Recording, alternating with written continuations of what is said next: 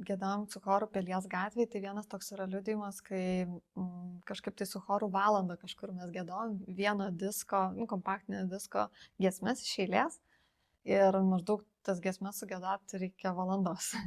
Tai buvo tokia labai gera karta vaikų, kurie mokėjo visas tas giesmes ir tikrai labai džiaugsmingai jas giedodavo. Ir po tos valandos žiūri, kad moteris klauso ir klauso ir klauso vis.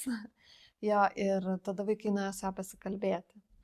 Tai patys vaikai, tada ta moteris pradėjo verkti ir patys vaikai pradėjo jai pasakoti apie Jėzų ir sakyti, kad Jėzus jis myli, tai net aš buvau nemačiusi. Jo, ir tada ta moteris pradėjo kalbėti su jais. Toliau nepamenu, kaip pasibaigė tą situaciją, bet kita situacija, kai mes dainavom Kaziuko mugėj ir turėjom savo palapinę su vaikų darbeliais Lukiškių aikštėje.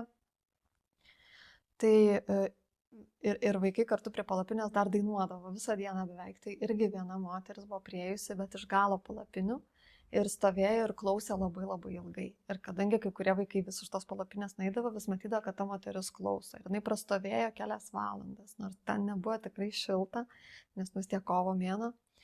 Ir vaikai patys nubėgo prie jos ir pradėjo kalbėtis.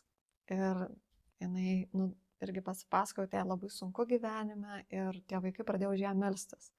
Ir meldėsi ir tuo metu jinai norėjo patikėti savo gyvenimą Jėzui. Tai vaikai tiesiog pakvietė ją į bendruomenę ir tiek. Ir jinai išėjo. Tai mes nežinom, kaip toliau su ta moterim baigėsi, bet tokių liudijimų yra.